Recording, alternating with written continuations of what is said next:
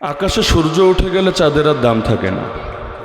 মাহফিলের প্রধান মেহমান, প্রধান আকর্ষণরা আলোচনা করার পরে সাধারণ মেহমানদের আলোচনা করারও আর কিছু বাকি থাকে না। তো পথের ঝামেলার কারণে যেহেতু আসতে বিলম্বই হয়ে গিয়েছে, আর আমার হাতে সময় অতি সংক্ষিপ্ত, দেখেছেন আমি আসার পরে ফ্রেশও পর্যন্ত হইনি, সরাসরি চলে এসেছি সময় স্বল্পতার কারণেই।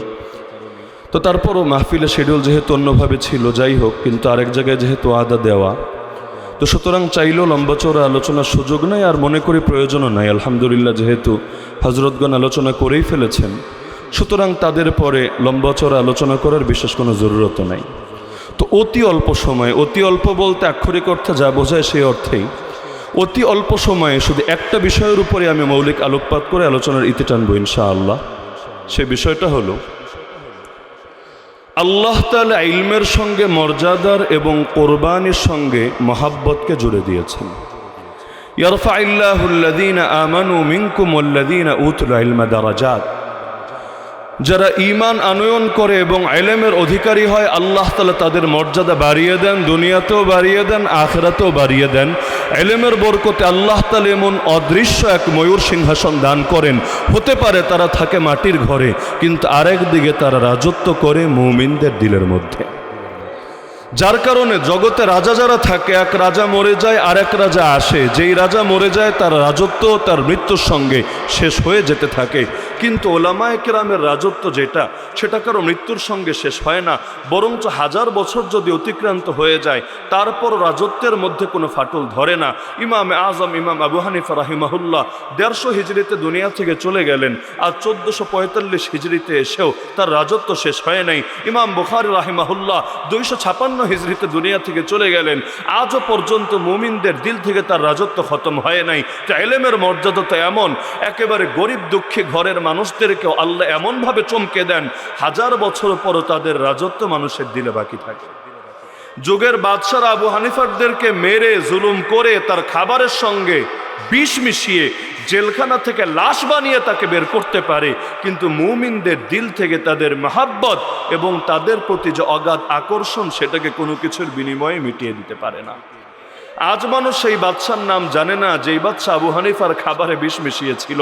আজ মানুষ সেই বাদশার নাম জানে না যেই বাদশাহ ইমাম আহলি সুন্নতি ওয়াল জামাআহ ইমাম আহমদ বিন হাম্বল রাহিমাহুল্লাহকে বেত্রাঘাত করেছিল, মাসের পর মাস বর্বরভাবে জুলুম করেছিল। বৃদ্ধ বয়সে তাকে জুলুম করতে করতে, নির্যাতন করতে করতে তার পিঠের গোশতগুলোকে পর্যন্ত কিমা বানিয়ে ফেলেছিল।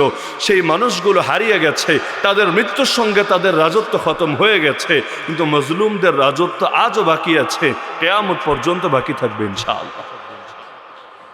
তো একদিকে ইলমের সঙ্গে মর্যাদাকে জুড়ে দিয়েছেন, আর একদিকে কোরবানির সঙ্গে মহাব্বতকেও আল্লাহ জুড়ে দিয়েছেন। যে যত বেশি কোরবানি দেয়, মানুষের দিলের মধ্যে তার মহাব্বত তত বেশি করে বেড়ে যায়। দুনিয়ার রাজা বাদশাদের সবচাইতে বড় বোকামি আমার দৃষ্টিতে, তারা যদি কোনো আলেমকে পচাতে চায়, সে আলেমকে মারলে, জেলে ঢুকালে, ফাঁসির রশি তার গলায় চড়ালে কোনোদিনও পচাতে পারে না। উল্টো যারে যত মারে, মানুষের দিলে তার মহাব্বত তত বাড়ে। সৈয়দ কুতুব রহমতুল্লাহ আলাইহি এক তাফসিরের কিতাব লিখলেন, জগৎ বিখ্যাত তাফসির, তাফসির ফি জিলালিল কোরআন। তার সারা জীবনে তাফসিরের মাত্র একটা এডিশন সেল হলো। যেই বছর জালেম বাদশা তাকে ফাঁসিতে ঝুলিয়ে হত্যা করলো, এক বছরে 7-7টা এডিশন বিক্রি হলো। আর আজকের দুনিয়ার সবচাইতে বেশি বেস্ট সেলার তাফসিরের কিতাবের নামের যদি আলোচনা করা হয়, তাফসির ফি জিলালিল কোরআনের উপরে কোনো কিতাবের নাম যাবে না। অথচ এর অর্থ এটা না যে তাফসির ফি জিলালিল কোরআন মানের বিচারে তাফসির ইবনে কাসিরের চাইতেও এগিয়ে, তাফসির কুরতুবির চাইতেও এগিয়ে, তাফসির রাজির চাইতেও এগিয়ে। বরঞ্চ যেই তাফসিরের সঙ্গে রক্ত ঝরে, যেই তাফসিরের সঙ্গে কোরবানি থাকে, সেই তাফসিরের মহব্বত আল্লাহ ঢুকিয়ে দেন মানুষের দিলে। আমি হাজার হাজার মানুষ এমন দেখেছি যাদের বাসায় তাফসির ফি জিলালিল কোরআন দিলের মহব্বতের কারণে আলমারিতে সাজিয়ে রেখেছে, পড়া হয় নাই, পড়ার সময়টাও পায় নাই, তারপরও এই তাফসির রাখতে পারাকে নিজের জন্য সৌভাগ্যের বিষয় মনে করে আছে। তো কোরবানির বিষয়টাই এমন। আল্লাহ তাআলা ইব্রাহিম আলাইহিস সালামকে জাতির পিতা বানিয়ে দিলেন। শুধু মুমিনরাই তাকে জাতির পিতা বলে এমন না, খ্রিস্টানদের আকীদা তাদেরও জাতির পিতা ইব্রাহিম আলাইহিস সালাম। মক্কার মুশরিকদের আকীদা ছিল তাদের জাতির পিতা ইব্রাহিম আলা নবীনা আলাইহিস সালাম। ইহুদিদেরও দাবি তাদের জাতির পিতা ইব্রাহিম আলা নবীনা ওয়া আলাইহিস সালাম। এমনকি ইব্রাহিম নবীর পরে যত নবী এসেছেন, রাসূল এসেছেন, সকলে তার বংশ থেকেই এসেছেন, তার বংশের বাইরে অন্য কোনো নবী আর রাসূল আসেন নাই। কিন্তু কিসের দ্বারা তিনি এত বড় মাকাম পেয়ে গেলেন? আরে মাকাম তো আল্লাহ দেন, মাকাম টাকা দিয়ে কেনা যায় না, মাকাম পিটিয়ে পিটিয়ে অর্জন করা যায় না। আরে পিটিয়ে পিটিয়ে মানুষের দেহকে তো অনুগত করা যায়, দিলের মধ্যে মহাব্বত কখনোই লাভ করা যায় না। এ কারণে দেখেন না, যাদের মহাব্বত কায়েমের জন্য কোটি কোটি কোটি টাকা খরচ করা হয়, তারপর অধিকাংশ মানুষ দিল দিয়ে তাদেরকে ভালোবাসে না, কারণ দিলের মহাব্বত টাকা দিয়ে কখনোই কেনা সম্ভব না। দুনিয়া অনেক সময় লোকে ভাস্কর্য বানায়, কেন? যাতে করে চিত্রটা দেখলেই, ছবিটা দেখলেই তার মহাব্বত অন্তরে জেগে যায়। কিন্তু ফেরাউন বেচারার ভাস্কর্য না, ইট পাথরের ভাস্কর্য না, আস্ত লাশটাই আল্লাহ বাকি রেখেছেন, কিয়ামত পর্যন্ত বাকি রাখবেন। কিন্তু কোন বলদে দাবি করতে পারবে? ফেরাউনের চেহারাটা দেখলেই অন্তর ভালোবাসায় স্নিগ্ধ হয়ে যায়, অন্তরের মধ্যে প্রেম প্রীতি জেগে ওঠে, এই দাবি কোনো বোকাও করবে না। বরঞ্চ ফেরাউনের চেহারা যেই কয়বার কল্পনায় ভেসে ওঠে, অন্তরটা ঘৃণায় ভরে যায়, পারলে তার মুখের উপর থুথু দেয়। তো এখন কোরবানির বিষয়টাতে এমন, উমাইয়া নির্যাতন করেছিল বেলালের উপর। আজ উমাইয়ার নাম কয়জন জানে? বেলাল হাবশির নাম কয়জন জানে? আল্লাহ রসুলকে ভালোবাসে কিন্তু বেলালকে ভালোবাসে না, এমন একজন মুসলমান অন্তত এই দুনিয়ায় খুঁজে পাওয়া যাবে না। আল্লাহ রসুলের সাহাবি তো আর একজন দুজন না, প্রায় 2 লাখের কাছে সাহাবি। কিন্তু কয়জনের নাম আপনি জানেন? কিন্তু ইতিহাস সামনে রাখলে দেখবেন যে যত বেশি কোরবানি দিয়েছেন তার নামও আজ তত বেশি আলোকিত হয়ে আছে। আলহামদুলিল্লাহ। তা আল্লাহ তাআলা বলেন, ওয়াইদ ইবতালা ইব্রাহিম রাব্বুহু বিকালিমাতিন ফাআতাম্মাহুন, তোমার রব ইব্রাহিমকে কিছু বিষয় দিয়ে পরীক্ষা করলেন, সবগুলো পরীক্ষায় তিনি পাশ করলেন, তিনি পূর্ণতা লাভ করলেন। তখন আল্লাহ জানিয়ে দিলেন, ক্বালা ইন্নী জাইলুকা লিন-নাসি ইমামা, শুনো ইব্রাহিম, আমি তোমাকে দুনিয়ার সকল মানুষের নেতা বানিয়ে দিব। আল্লাহ বলেন নাই বেশি নামাজ পড়েছে তাই বললাম নেতা বানিয়ে দিব। আল্লাহ বলেন নাই বেশি জিকির করেছে তাই বললাম নেতা বানিয়ে দিব। আল্লাহ বলেন নাই বেশি তাসবিহ পাঠ করেছে তাই বললাম নেতা বানিয়ে দিব। আল্লাহ বললেন পরীক্ষা নিয়েছি, পরীক্ষায় পাশ করেছে, কোরবানি দিতে পেরেছে, তাই জানিয়ে দিয়েছি তোমাকে দুনিয়ার সকলের নেতা বানিয়ে দিব। শুধু তাই না, আল্লাহর কোরআন জানাচ্ছে ওয়াজআলনাহুম আইম্মা, আরে আমি তাদেরকে নেতা তখনই বানিয়েছি যখন তারা দুটো কাজের পরিচয় দিয়েছে। একটা কাজ হলো লাম্মা সাবারু, যখন সবরের পরিচয় দিয়েছে, ধৈর্যের পরিচয় দিয়েছে, ওয়াকানু বিআয়াতিনা ইউকিনুন, আর যত বড় পরীক্ষায় আসুক না কেন ঈমান ছাড়ে নাই, ইয়াকিন ছাড়ে নাই। বিজয় যে একদিন মুমিনদেরই হবে, চূড়ান্ত হাসি যে মুমিনরাই হাসবে, এই বিশ্বাস কখনোই তার ভেতর থেকে যায় নাই। হয়তো তার কোলে মাথা রেখে অনেকে শাহাদাতের সুধা পান করেছে, হয়তো অনেক শহীদকে নিজের হাতে কবরে শুয়ে দিয়েছে, কিন্তু তবুও তার বিশ্বাস ছিল আরে বিজয় হকপন্থীদেরই হবে, বিজয় মর্দে মুজাহিদদেরই হবে, কাপুরুষদের বিজয় হবে না, মুনাফিকদের বিজয় হবে না, তাগুতের বিজয় হবে না। আল্লাহর দ্বীনকে যারা মিটিয়ে দিতে চায় তাদের বিজয় কখনোই হবে না।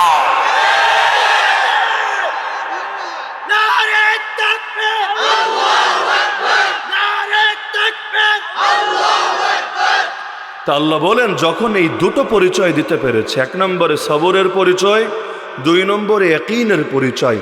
ইয়াকিন ভিন্ন জিনিস, মারিফত ভিন্ন জিনিস। মারিফত মানে জানা, ইয়াকিন মানে সুনিশ্চিত বিশ্বাস। অনেক কিছু আমরা জানি কিন্তু সুনিশ্চিত বিশ্বাসের ঘাটতি থাকে। আর ইহুদিরাও জানতো আমার নবী হক নবী, তাও মুমিন হতে পারে নাই। সূরা বাকারা পড়লে পাবেন, আল্লাযীনা আতাইনাহুমুল কিতাব ইয়ারিফুনাহু কামা ইয়ারিফুনা আবনাহুম, অতীতে যাদেরকে কিতাব দিয়েছি, হোক সেটা তাওরাত, হোক সেটা জবুর, হোক সেটা ইনজিল, মুহাম্মদ সাল্লাল্লাহু আলাইহি ওয়াসাল্লামকে দেখার পর ঠিক সেভাবে চিনতে পেরেছিল যেভাবে নিজের পুত্র সন্তানকে চেনে। তো মারিফত তো ছিল, ইয়াকিন ছিল না। আল্লাহ নবীকে নিশ্চিতভাবে জানতে তো পেরেছিল, কিন্তু দিল থেকে মানতে পারে নাই, নবীর প্রতি ঈমান অন্তরে বসাতে পারে নাই।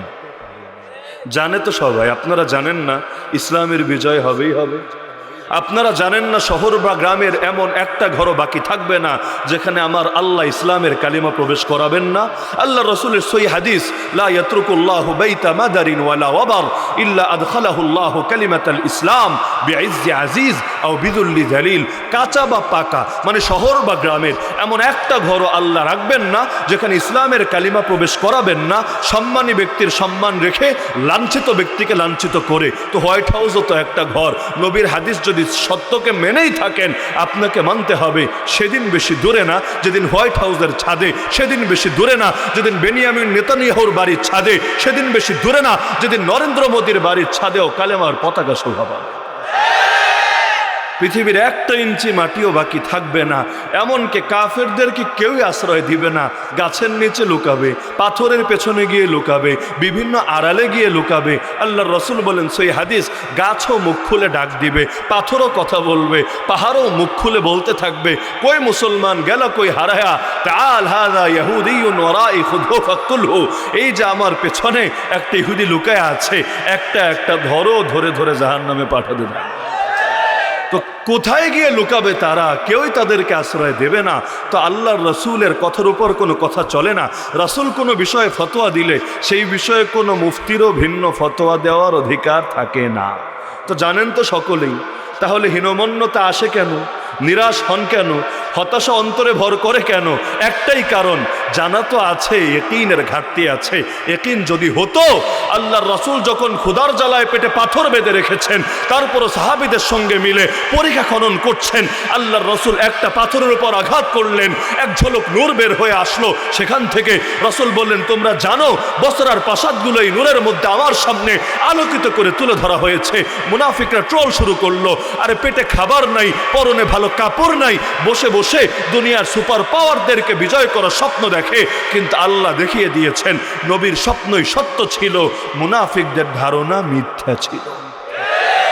মুনাফিকরা বলতো, লাউ আতাউনা মা কুতিলু, মুসলমানরা আমাদের কথা শুনলে এভাবে লাশ হয়ে মরে পড়ে থাকা লাগতো না। আল্লাহ বলেন, ঠিক আছে, মৃত্যু থেকে কেমনে বাঁচতে হয় কৌশল তো ভালো জানিস, তাহলে ফাদরাউ আন আনফুসিকুমুল মাউত ইন কুনতুম সাদিকিন। নিজেদের থেকে পারলে মৃত্যুর ঠেকানা, যদি দাবিতে তোরা সত্যবাদী হয়ে থাকিস মৃত্যু আসবে, যখন আসার তখনই আসবে। শিয়ালের মতো বাঁচলেও মৃত্যু পিছাবে না, সিংহের মতো বাঁচলেও মৃত্যু আগাবে না। জন্ম হয়েছে পরে, মরণের ফয়সালা লেখা হয়েছে আগে, সুতরাং কপালে যা আছে তাই তো হবে।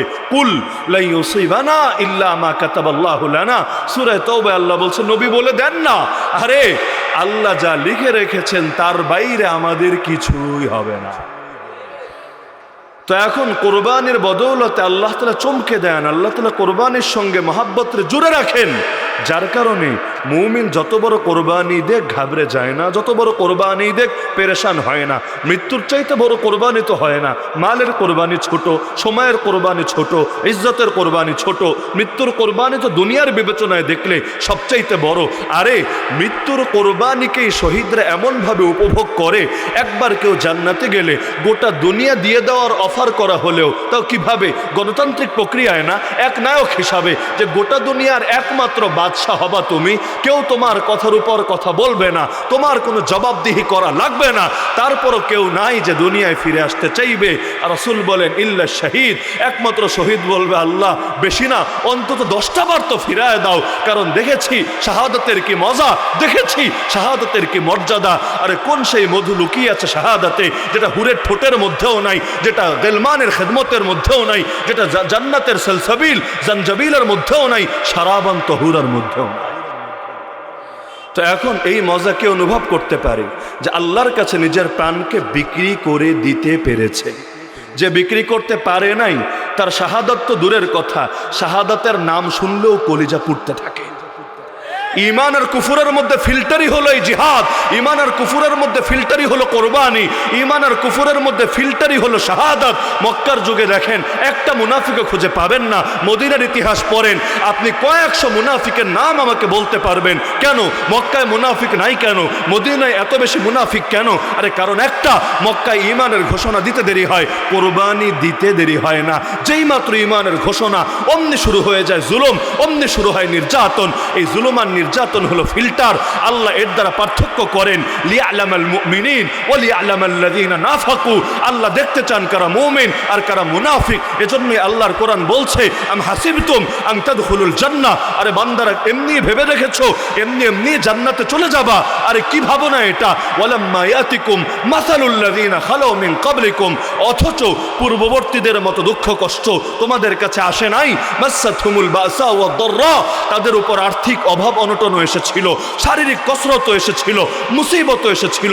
ওয়াজুলজিলু, অবস্থা এতটাই গুরুতর ছিল এক জায়গায় পা জমিয়ে দাঁড়ানোর সুযোগ নাই, পাগুলো ভূমিকম্পের মতো কাঁপতে শুরু করেছিল। হাত্তা ইয়াকুল আর রাসূল, এক পর্যায়ে রাসূলও বলতে বাধ্য হয়েছিল, ওয়াল্লাযীনা আমানু মা, রাসূলের সঙ্গে থাকা উম্মার শ্রেষ্ঠ ঈমানদার সাহাবীরা পর্যন্ত বলতে বাধ্য হয়েছিল, মাতা নাসরুল্লাহ, আল্লাহ কখন আসবে তোমার সাহায্য? যখন পরিস্থিতি এতটা ভয়াবহ হয় তখন আল্লাহ সান্ত্বনা দেন, পরীক্ষা দিয়েছো, পাশ করেছো, আলা ইন্না নাসরাল্লাহি কারীব, জেনে রাখো আল্লাহর সাহায্য আসার সময় ঘনিয়ে এসেছে। রক্তের সাগর পাড়ি না দিয়ে কেউ যদি বিজয় ছিনিয়ে আনার মতো থাকতো, অন্তত নবী রাসূলরা শুধু দোয়া দিয়ে, শুধু ইলম দিয়ে, শুধু মেহনত দিয়ে, শুধু আল্লাহর সঙ্গে ব্যক্তিগত সম্পর্ক দিয়েই পৃথিবীর বুকে বিজয় ছিনিয়ে আনতো। একজন নবী আমাকে দেখাতে পারবেন না যেই নবী মাজলুম ছিলেন না। এ কারণে যখন রাসূলের উপর প্রথম ওহী আসে, খাদিজা রাদিয়াল্লাহু আনহা তাকে ওয়ারাকা বিন নওফলের কাছে নিয়ে যান। সহিহ বুখারীর প্রথম অধ্যায়ে লম্বা হাদিসে পাবেন এই আলোচনা। ওয়ারাকা আফসোস করে বলেছিল, ভাতিজা, সেদিন যদি আমি জীবিত থাকতাম, সেদিন যদি আমি যুবক বয়সে থাকতাম, যখন তোমার সম্প্রদায়ের লোকেরা তোমাকে বের করে দেবে, আনসুরকা নাসরাম মুআজ্জারা, আমি তোমাকে ভরপুর সহযোগিতা করতাম। রাসূল অবাক হয়ে বললেন, কি বলেন চাচা? আওয়া মুখরিজিয়াহুম, আমার এলাকার লোকেরা আমাকে বের করবে, তারা তো আমাকে মাথার তাজ মনে করে।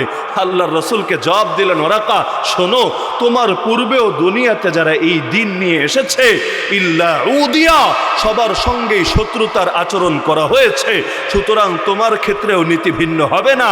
আল্লাহর নিজাম, আল্লাহর সুন্নাহ হার জামানায় একই থাকে। তো রাসূলকে মাত্র ওহী এসেছে তখনই যদি এটা বলে দেওয়া হয় তোমার কপালে বিপদ আসবে, তোমাকে তোমার জাতি বহিষ্কার করে দিবে, আর নিজে আফসোস করছে যদি আমি জীবিত থাকতাম তোমারে ভরপুর সাহায্য করতাম। রাসূল নিজেও বুঝতে পারছেন, অবাক হয়ে যাচ্ছেন, কেমনে সম্ভব যারে আল আমিন বলে, কেমনে সম্ভব যাকে সাদিক বলে। আরে দুনিয়ার হালতটাও এমন, হুজুরও যদি পক্ষে পক্ষে থাকে, হুজুরের তখন ডিম বিরিয়ানি দিয়েও মেহমানদারি করা হয়ে থাকে, আর হুজুর যদি হকের কথা বলে তখন কপালে ডিম বিরিয়ানির পরিবর্তে ডিম থেরাপি জুটে থাকে। একই মানুষ, একই দিন, একই কালেমা, একই ঈমান, একই কোরআন, কিন্তু একই কোরআনের কথা বলে কাউরে যেতে হয় জেলে, বছরের পর বছর কারাগারে পড়ে থাকতে থাকতে নওজোয়ান মানুষগুলো হয়ে যায় হুইল চেয়ারের বাসিন্দা। আর একই কোরআন, একই ঈমানের ব্যানার দিয়ে কেউ রাজপ্রাসাদে গিয়ে সেলফি তুলে বেড়ায়, কেউ জাতির সামনে সগর্বে ভাষণ দিয়ে থাকে, আরে কেউ আল্লাহু আকবারের তাকবীর দিলেও তারে বাধা দেওয়া হয়। আরে খবরদার, এখানে তাকবীর দেওয়া যাবে না, দেখো না হাতে হ্যান্ডকাপ আছে, পায়ে ডান্ডা বেরিয়ে আছে, মাথায় হেলমেট পরানো আছে, আর কোমরে, তোমার কোমরে রশি লাগিয়ে গরুর মতো টেনে হিচড়ে নিয়ে যাওয়া হচ্ছে। খবরদার, এখানে বাকস্বাধীনতার চর্চা করতে যেও না, আল্লাহর নাম নিতে যেও না। আল্লাহর নাম নিতে মনে চাইলে জেলখানায় গিয়ে নিবা, এখানে আল্লাহর নাম চলবে না। একদিকে আল্লাহু আকবারের তাকবীর সহ্য করে না, আরেকদিকে কারো কোরআনের সম্পূর্ণ ইলমে সহ্য করে, হাদিসের সম্পূর্ণ জ্ঞানে সহ্য করে। শুধু সহ্যই করে না, টাকা পয়সা দিয়ে পালে, তখনই বুঝে আসে ডাল মে কুছ কালা তো জরুর হ্যায়। যেই ব্রিটিশরা আমাদের বাপদাদাকে 1-2 বছর না টানে 190 বছর জুলুম করলো, 190 বছর, একই ব্রিটিশরা কিনা আবার গোলাম আহমদ কাদিয়ানিরা পাললো, ফান্ডিং করলো, আজও পর্যন্ত এই কাদিয়ানিদের হেড অফিস খুলে রেখেছে সেই ব্রিটেনের মধ্যে। ভাবা যায় ব্যাপারটা? আরে যারা আমাদের সবই কেড়ে নিল, অর্থও কেড়ে নিল, বিত্তও কেড়ে নিল, আমাদের ইমারত, আমাদের ইসলামী শাসন, ইসলামী সালতানাত, 800 বছরের গৌরবান্বিত ঐতিহ্য সব মাটির সঙ্গে মিশিয়ে দিল, তারা কিনা আরেক দল হুজুরে পারল। অথচ গোলাম আহমদ কাদিয়ানির মুখেও দাঁড়িয়ে আছে, আমাদের উস্তাদদের মুখেও দাঁড়িয়ে আছে, তার গায়েও লম্বা জামা আছে, আমাদের গায়েও লম্বা জামা আছে, তা আচরণে আচরণে এত পার্থক্য কেন? রাখেন না এই যুগ, রাসূলের যুগ দেখেন। আবু বকরের মতো বুজুর্গ ব্যক্তিকে পছন্দ করে না, ওমরের মতো মানুষটাকে দেখতে পারে না, ওসমান আলী তো দূরের কথা, হাসান এবং হুসাইনের মতো বাচ্চাদেরকে পর্যন্ত সহ্য করতে পারে না। সেখানে আব্দুল্লাহ বিন উবাই ইবনে সালুলের মতো মুনাফিকদের লগে পিরিতি আবার ছোটে না, তাদেরকে পালে, গুড মুসলিম বলে, পারফেক্ট মুসলিম বলে, অন্যদেরকে বলে মুসলমান হলে তো এমনই মুসলমান হওয়া উচিত। নাউযুবিল্লাহি মিন যালিক। তার মানে কাফেররা কার উপর খুশি হয়? আল্লাহর উপরে যারা খুশি না, রাসূলের উপরে যারা খুশি না, তারা আল্লাহর পাপী বান্দা রাসূলের নাফরমান উম্মতের উপর কেমনে খুশি হয়? তখনই তো বুঝে আসে দাল মে কুছ কালা হ্যায়।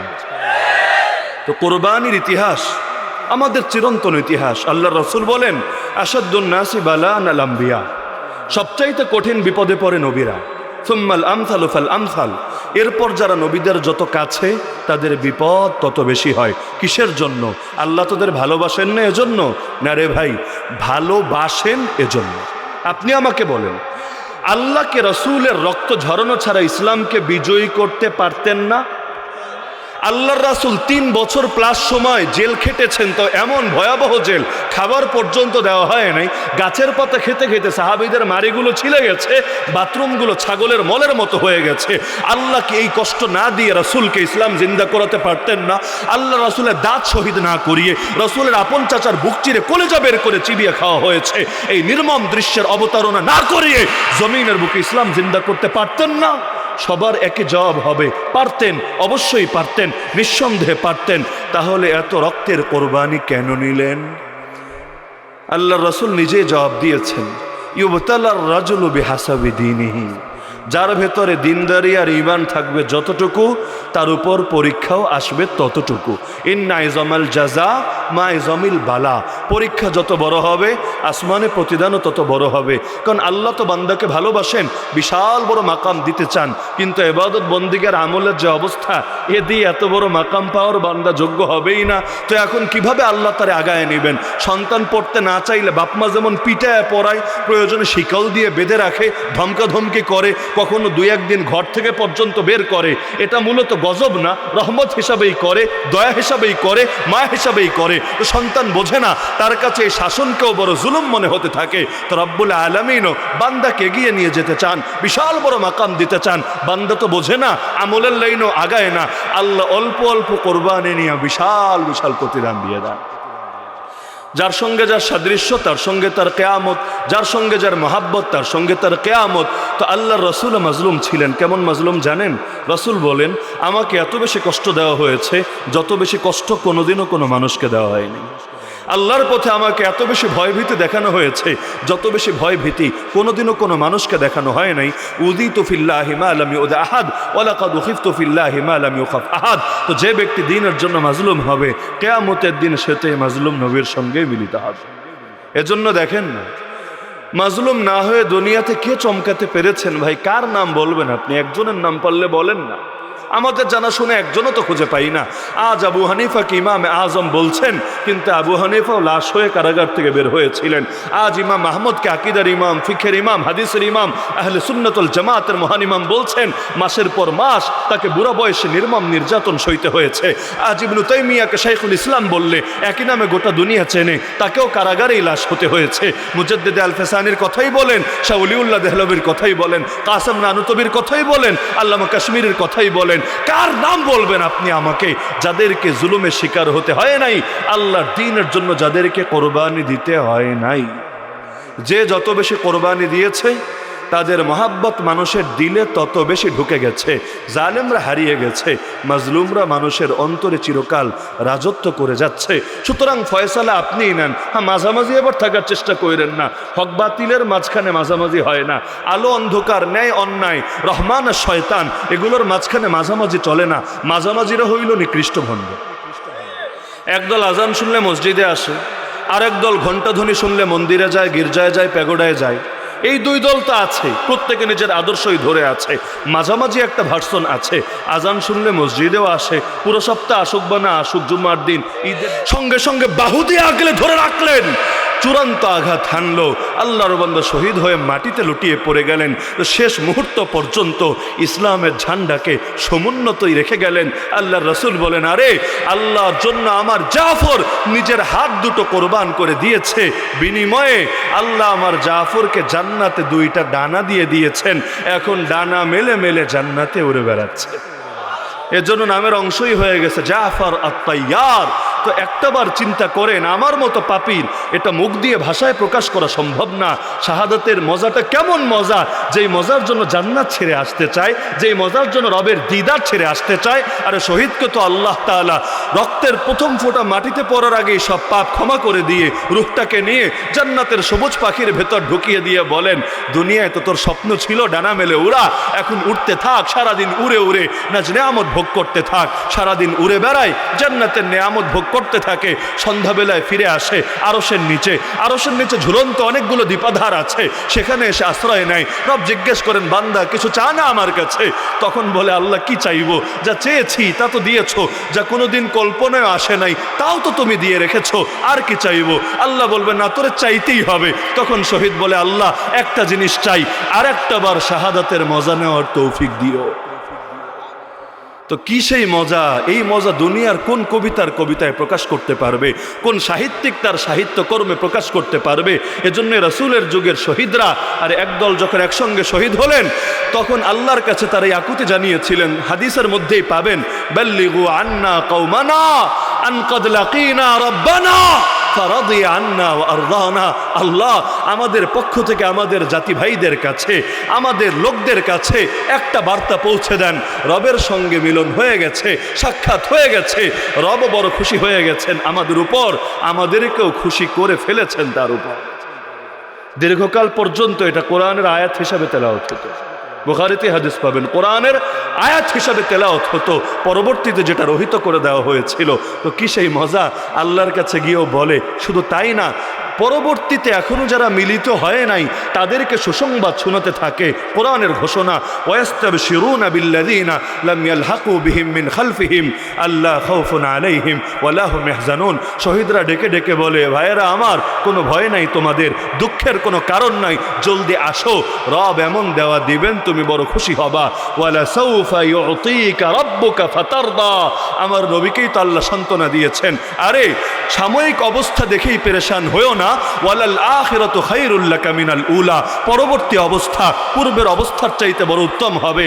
রব এমন দেওয়া দিবেন নবী, তুমি বড় খুশি হয়ে যাবে। সুতরাং মাজলুম হলে আফসোসের কিছু নাই, জালেম হলে আফসোসের বিষয় আছে। জালেম কিয়ামতের দিন নিজের হাতের গোশত নিজে খেতে থাকবে, মাজলুমের কোনো ভয় নাই। আরে মাজলুম তো এমন এক ব্যক্তি, আখিরাত তো আছেই, দুনিয়ায় আল্লাহ যাকে মুস্তাজাবুদ দাওয়া বানান, যার দোয়া আল্লাহ ফিরান না। আল্লাহ নবী তার সাহাবীকে নসিহত করেছেন, মাজলুমের বদদোয়া থেকে বেঁচে থাকবা, মাজলুমের বদদোয়াকে ভয় করবা। আল্লাহর মধ্যে আর মাজলুমের মধ্যে কোনো পর্দা থাকে না। কখনো মাজলুম হলে সুযোগটারে গনিমত বানায় নেন, যত দোয়া করার আছে কইরা ফালান, এই সুযোগ জীবনে বারবার আসবে না। আল্লাহ আপনাকে কবুল করেছেন, তাই তো নবী রাসূলদের পথে আপনাকেও আল্লাহ এগিয়ে নিচ্ছেন। সুতরাং আসেন না খালি জিকির করাকেই একমাত্র ইবাদত মনে না করি। জিকির করলে যেমন মাকাম বাড়ে, দ্বীনের জন্য জুলুম সইলে, দ্বীনের জন্য গালি খেলে, দ্বীনের জন্য রক্ত ঝরালেও মাকাম বাড়ে, উপরন্তু কোনো অংশে কম বাড়ে না, অনেক বেশি বাড়ে। এবং আশা করা যায় দুনিয়ার এই কষ্টের বদৌলতে জাহান্নামের শাস্তি চিরতরে মাফ হয়ে যেতে পারে। আল্লাহ তো 2বার কষ্ট দিবে না বান্দার, একবার দ্বীনের জন্য কষ্ট পেয়েছে, আল্লাহ উসিলায় তারে ক্ষমা করে দিয়ে দিবেন জান্নাতে। তো দ্বীনের জন্য কোরবানি দিতে রাজি আছেন তো ইনশাআল্লাহ?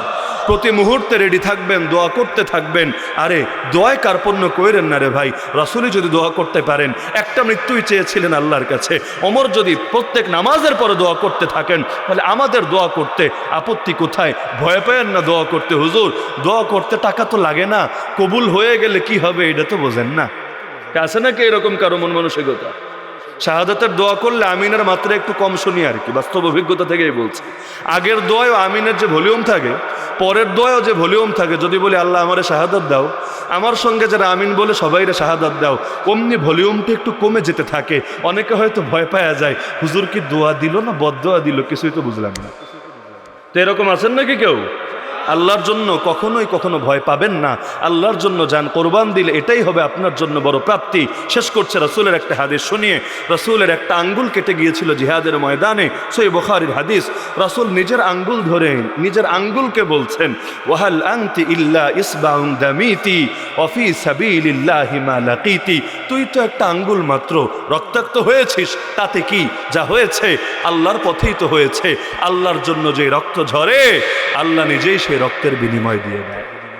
আল্লাহ আমাদের সবাইকে তার দ্বীনের জন্য কবুল করে নিন। আমাদের প্রত্যেকের প্রাণ, প্রত্যেকের সর্বস্ব আল্লাহর জন্য কোরবান করে দেওয়ার তৌফিক দান করুন। আল্লাহ আমাকেও শাহাদাত দান করুন। আরও যারা আপনাদের মধ্যে শাহাদাত কামি আছেন বাস্তবেই, আল্লাহ সবাইকে শহীদ বানিয়ে জান্নাতের সবুজ পাখি বানিয়ে জান্নাতুল ফেরদাউসের সুন্দর বাগানে মিলিত করুন। আমিন। ওয়া আখিরু দাওয়ানা আনিল হামদুলিল্লাহি রাব্বিল আলামিন। আর কেউ বাকি নেই?